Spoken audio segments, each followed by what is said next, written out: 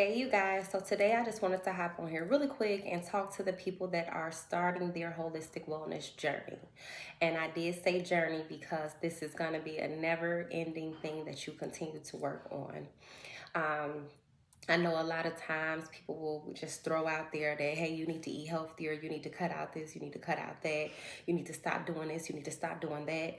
But they don't really tell you how. You really don't know where to begin. And I've been plant based for a little over 3 years now, but I tried several times before and I kept failing and I felt so bad and so discouraged about it. Like, how are all these people able to do it, but I'm not able to do it? And it wasn't until I implemented certain things that I was able to be successful on this journey. And again, this is a journey, not a destination. So don't think it's just something that you're just going to be able to stop just like that and now this is your life and you're done. No, it's so many foods out there that are literally filled with toxins, and it's foods that weren't filled with toxins before. Or sometimes you'll see it'll say plant-based, but you flip it over and you still can't read none of the ingredients on it, and it's supposed to be natural. So I'm just going to give you a few tips to help you on this journey. And just tell you, first of all, just be gentle with yourself. Most importantly, be gentle with yourself. But the first thing that I implemented on my journey this time around was to detox. I wouldn't suggest you try anything, any diet change or any type of change without detoxing your body first. Now, that is because your body holds memory and it's used to you having X amount of chemicals and toxins and everything else in your body, certain amount of salt, certain amount of sugar. It's familiar with your habits that you've already created. And our body likes to be on autopilot. So there's going to be a lot of things that you just naturally crave because you've taught your body to crave these things. So if you don't detox first, your body is actually going to be working against you. It's going to be like, hey, no, you want some coffee. You want some caffeine right now. Because every morning for the last 10 years, you've had caffeine at 8 in the morning. So you've trained your body to crave certain things and to seek certain things. So if you don't detox first, your body is going to be looking for those things. Not only that, we have parasites, right?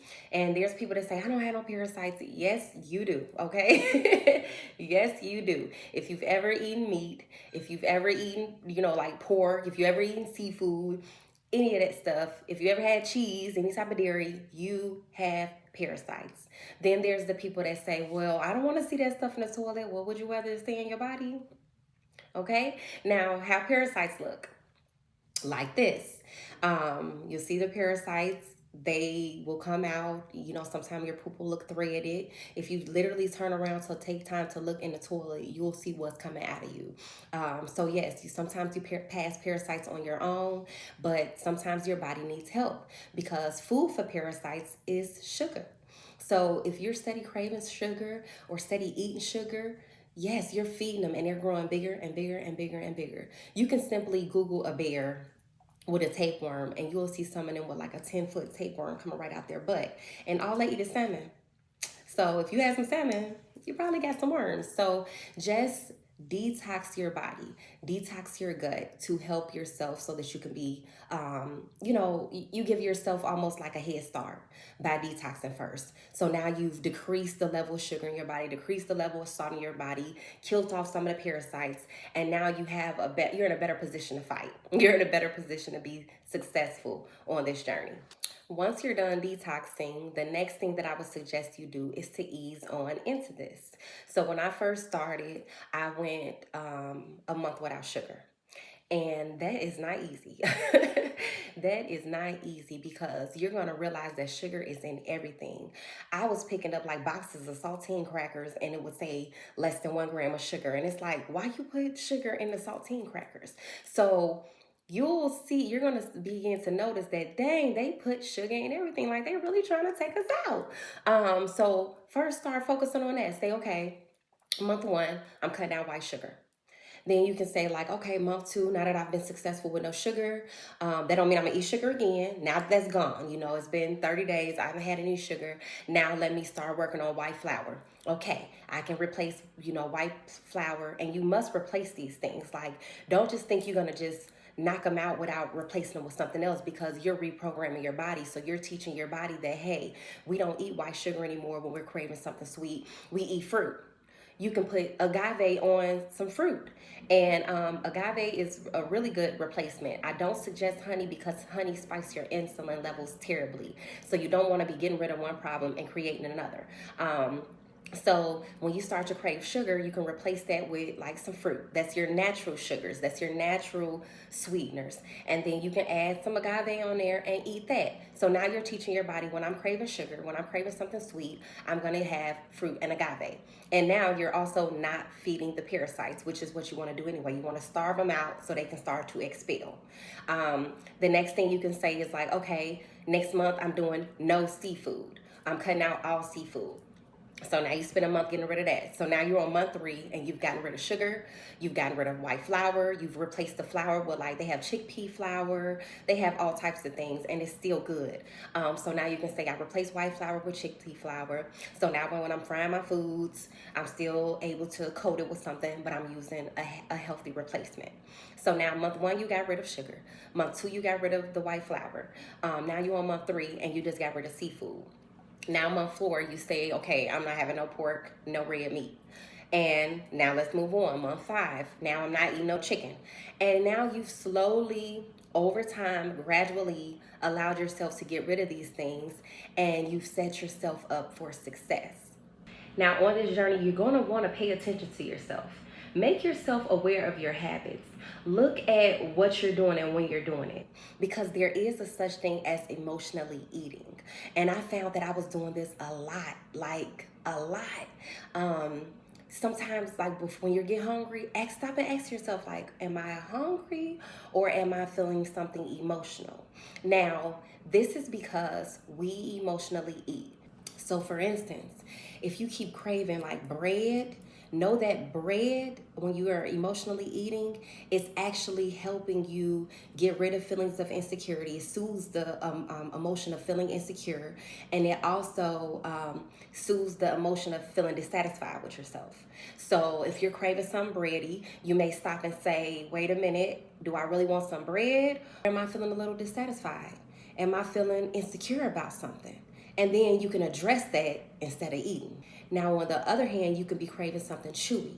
And when you're talking chewy, people crave chewy things to relieve tension, to relieve the feeling of stress.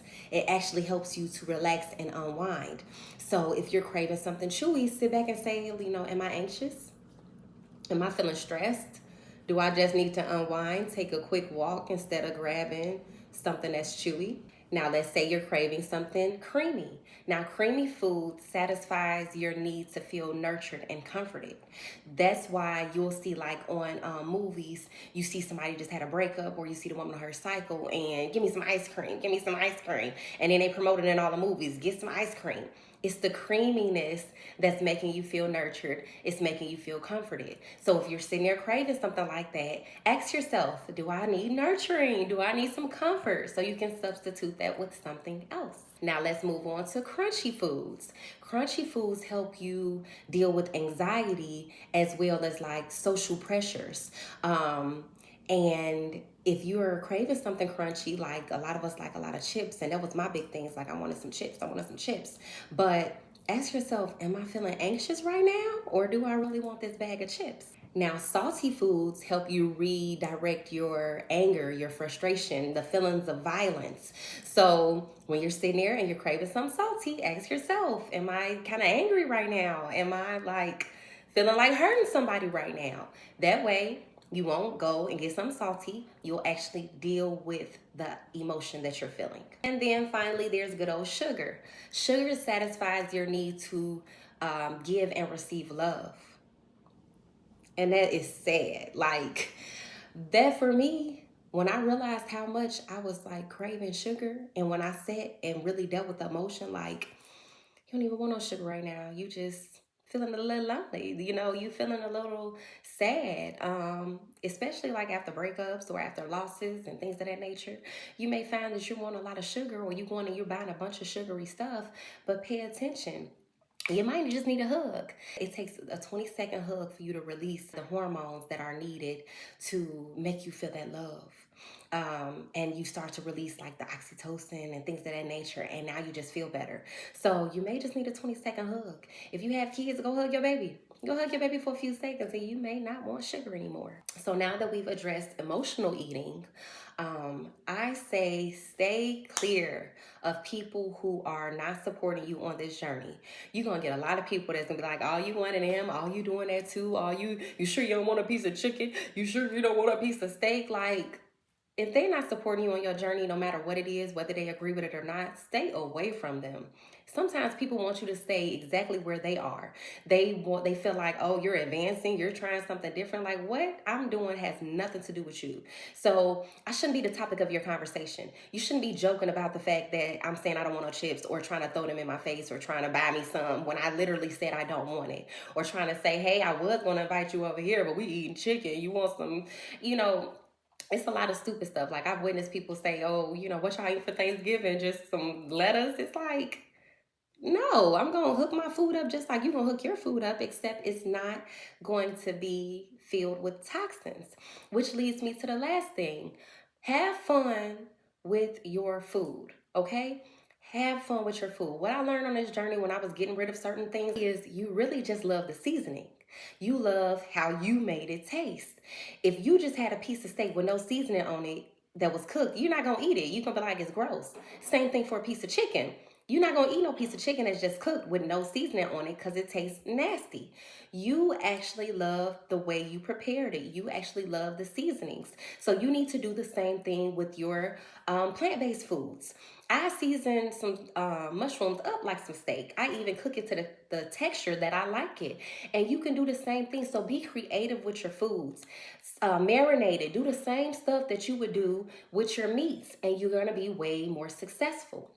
And the actual last thing, because I know I said the last thing was the last thing, be gentle with yourself, okay? The best thing you can do for yourself is show yourself some love. This is a journey, not a destination. This is going to be something you're doing every day, literally fighting the cravings every single day, and trying to do better for yourself every single day. And it's going to get easier and easier if you're surrounding yourself with the right people and you're showing yourself grace. You've been eating some of this stuff your whole life. That could be 20, 30, 40, 50, 60, 70 years. And so, yes, you're literally reprogramming yourself. So show yourself love, show yourself grace, speak nicely to yourself. Don't be the person that's beating yourself up. So what if you slip up, and you accidentally eat something that you weren't supposed to eat out of habit, or you just decide that, forget it, today this craving's too tough, I'm going to start over again. No matter how many times you have to start over, you're still further than the people that's not trying at all. There's some people that's so stubborn that they don't want to do anything different. Okay? They just made up their minds.